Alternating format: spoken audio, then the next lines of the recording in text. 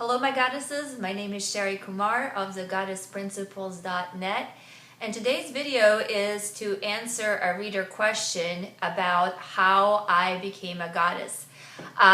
Reader Hillary wanted a little bit more background information about me and wanted me to describe the process about how I came to discover myself. She called me a super goddess, which is very flattering. And I wanted to get right down to that point because I realized I had never recorded a video about my own personal process.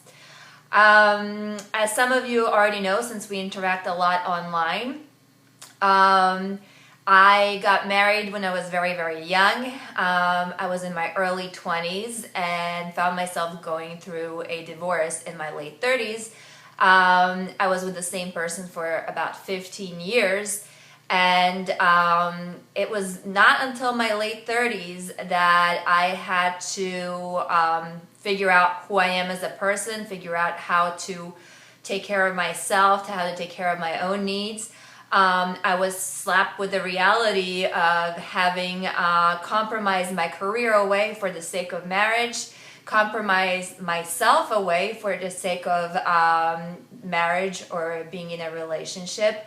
And, you know, discovering at the age of 37, 38, I have no idea who I am as a person. What do I want from life? Where am I going with this? I was pretty much in the same place that most people are when they're going through a divorce. I think really for me, it was just a question of attitude. I was initially just as depressed as anybody else. And I could have fallen into that trap very easily of hating my ex, hating my life, hating divorce, hating marriage, being very, very resentful. And I was very, very lucky at the time to meet a 73-year-old woman who inspired me to search for myself, to expand myself. And she made me promise to her that this divorce was going to be the best thing that ever happened to me in my life. And so really this is how it all got started. My friend took me out to brunch one morning when I was at my most miserable, depressed self. And as we were sitting at brunch, she pointed across the dining room to a single woman who was also in her late 60s, early 70s. And she said to me, "Look at her face. What do you see? Do you want to be like her?" And across the room from us was sitting this very well-dressed, wealthy woman who looked absolutely miserable. Just by looking at her face, I could tell that she hated her life. She hated an ex. There was definitely an ex involved. And she was not enjoying herself there. And at that moment, I realized that my friend Marilyn is right and that I will make this divorce absolutely the best thing that ever happened to me. And I promised her that. At the time, I had no idea how I was going to find myself and what I was going to be making of my life. But I just knew that goal number one, priority number one is Sherry. And I will do whatever it takes to make myself ecstatic and to regain my youth and parts of my life that I completely missed out on. Don't get me wrong, I really loved being married. It was an excellent marriage, and as we all know, even the best of marriages fail or end in divorce. It's not necessarily anybody's fault. People change, we grow in different directions, and it's normal that at a certain point in life, we're going to want to part ways. So rather than fight that, I decided this is an opportunity for me. One of the things that I did not like about marriage was really myself. The marriage itself was fine. I was married to a wonderful guy. I did not like myself. I did not like my role as wife.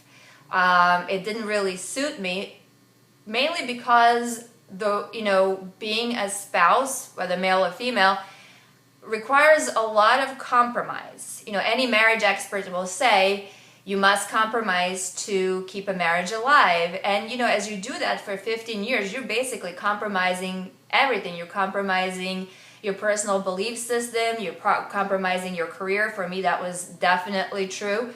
You're compromising who you are as a person. in any marriage, it's 50-50, and when it's 50-50, you're giving 50% of yourself away.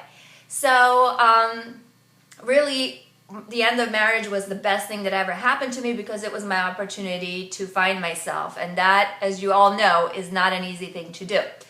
One of the other things that pushed me in the correct direction was the fact that I did not like what I was seeing in terms of dating from my other single friends. I was in my late 30s, and so were they.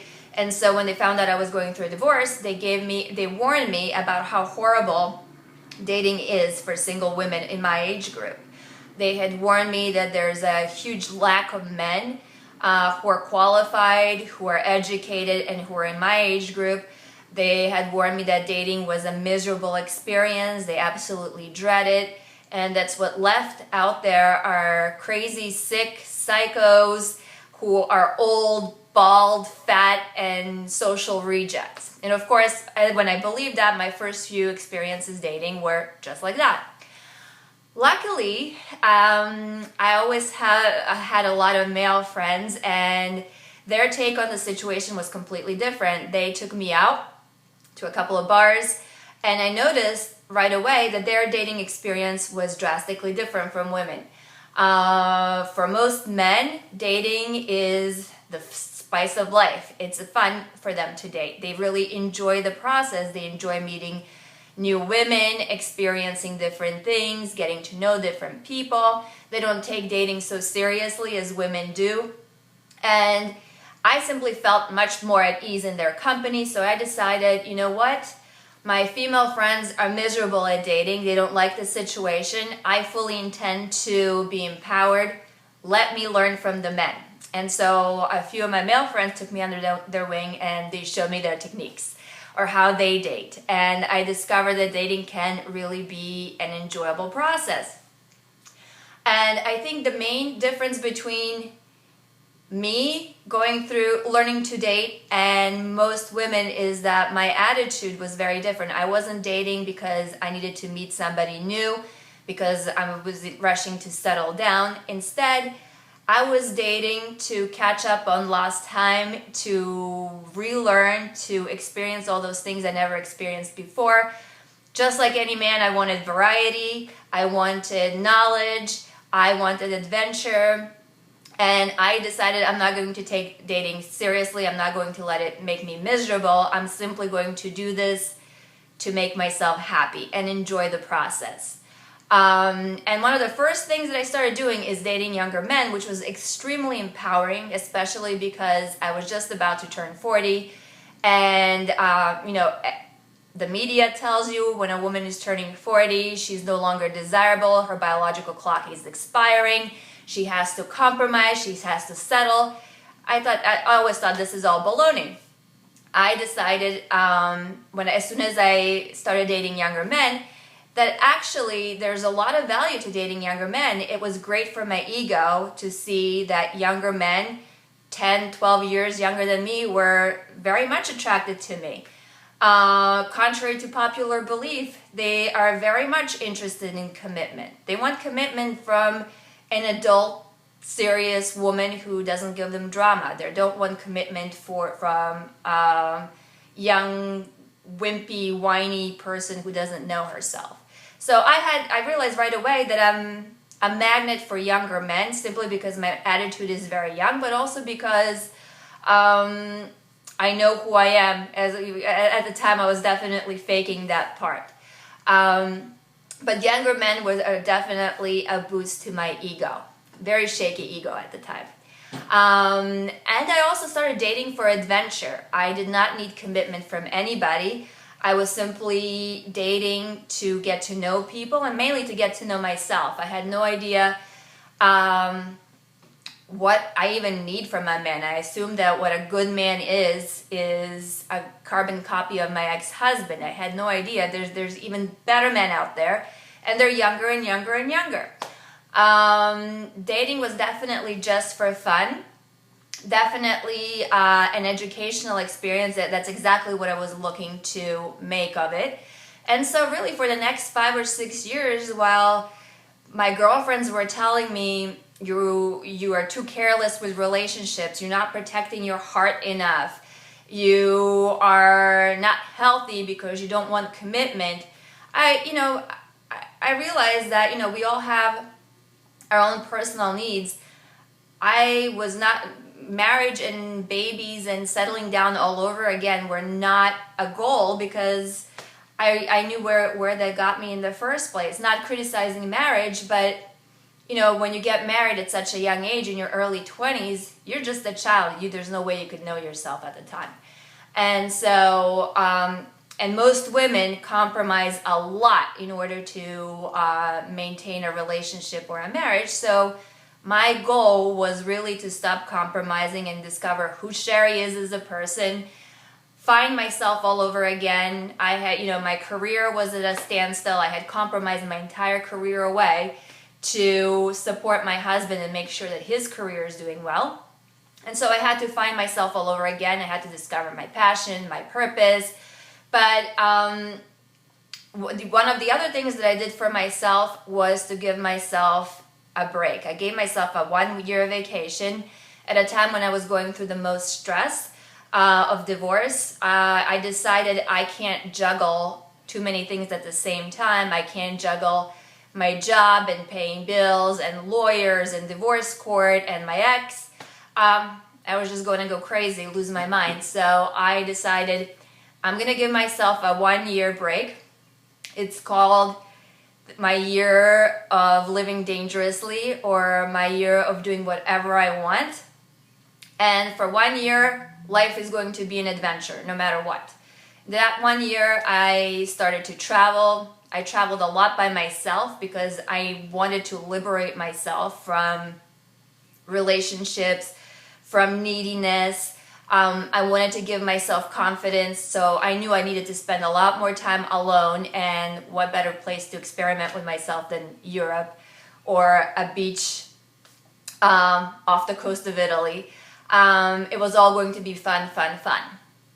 And I realized in that process, it's not easy to do that when you've been married for 15 years. But in that process, I discovered, a very, very important concept. I can do all these things by myself. I don't need to rush into relationships and find, a man to protect me or give me stability. I am stable. I am smart. I am capable. I am confident. I am very independent. And I learned that just by experimenting and allowing myself to experience as much as possible. And really, the next 5 or 6 years have really been quite an adventure. I can definitely say I've had much more of an adventure being single than I ever had being married, even though my marriage was amazing. I can also safely say that I've had much more amazing experience being single than my ex-husband, who remarried and had 2 babies right away. So that's no criticism, but I think there's, that liberation that you feel when you give yourself an opportunity to discover and give yourself the opportunity to make mistakes, and it's okay to fail. That's exactly when you start to find yourself. And the third thing that I discovered is that solitude is a very, very important experience, because being alone, and I'm not talking about being lonely, being alone and lonely. I'm talking about solitude and absolutely loving solitude, discovering pleasure in being alone with yourself. That's a very important experience if you're looking to discover yourself and who you are as a person, because it allows you to develop an appreciation for yourself, for your alone time, to value yourself. It also allows you to push negative people and people who don't necessarily support where you're going in life, push them away a little bit and readjust.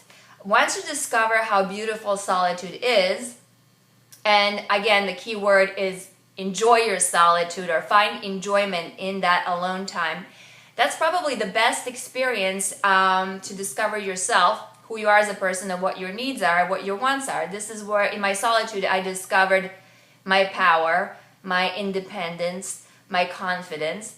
In my solitude, I also discovered my goddess, my inner goddess. It's that center that you find when you meditate, when you contemplate, when you face your inner demons, when you get empowered.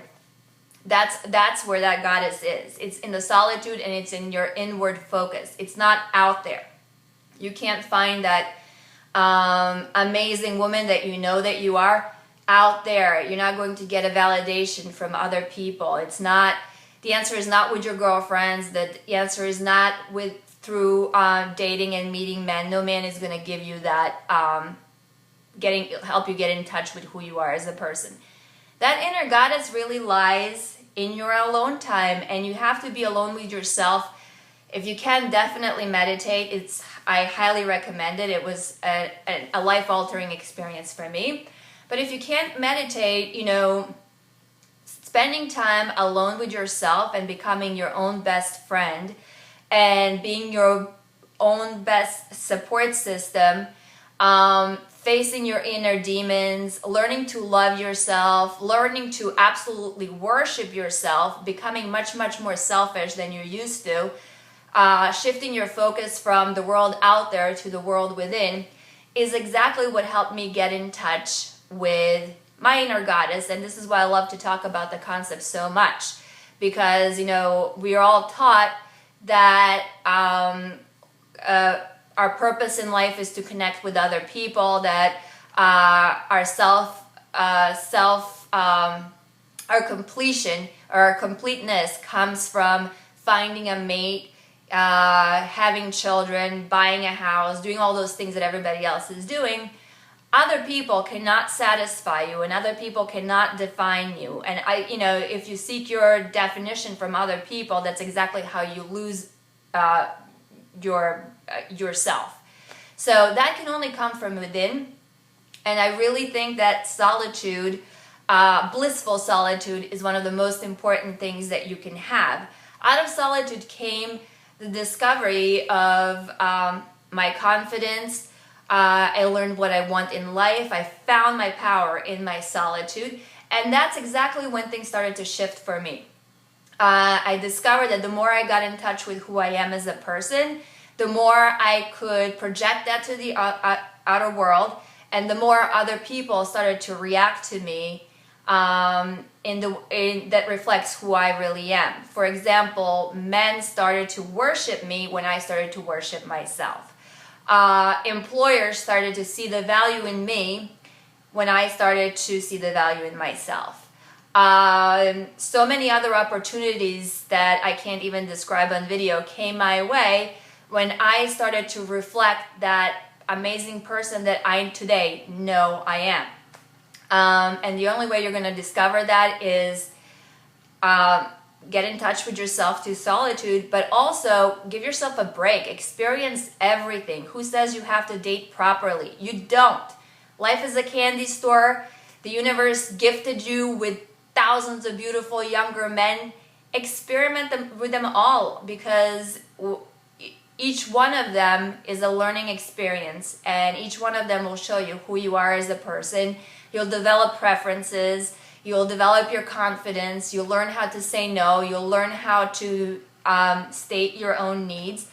Have fun. Just because you're going through a difficult time or a difficult process like a breakup or a divorce doesn't mean that you have to suffer. And I'm living proof. I simply decided I will not suffer. I will not be miserable dating. I will not be lost and confused. I really just threw myself out there, jumped off the cliff, and I said, from now on, Sherry's life is going to be pure ecstasy. That's it. That was really my only path to self-discovery and discovering who I am as a human being. Anyway, this question came from one of my social media followers, Hillary. And Hillary, thank you very much for the question. If you'd like to get in touch with me, I really am very active on social media, and I'll post all my social media links below. Feel free to get in touch with me. I really love talking to all of you, all my readers. I have a blog on thegoddessprinciples.net. I interact, I answer emails, I answer questions via Facebook. I also have a very private Facebook group that only certified goddesses can join, and you can pretty much talk about anything you want. No one can share that information. Email me. I would love to hear from you. I would love to answer more questions. Till next time, thank you very much, Hillary, for your questions, and see you in my next video. Bye.